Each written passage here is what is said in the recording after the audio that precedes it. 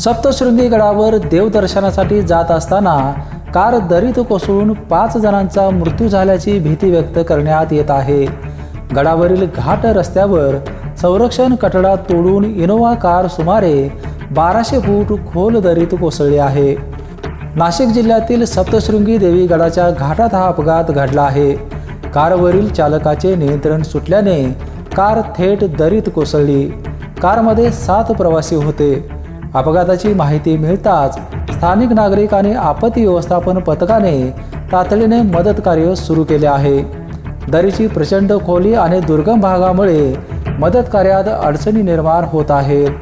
आतापर्यंत 5 जणांचा मृत्यू झाल्याची भीती व्यक्त करण्यात येत आहे. अद्याप मृतांची ओळख पटली नाही.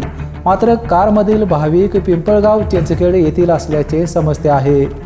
BPN ब्युरो न्यूजसाठी विजय यशपुत्त.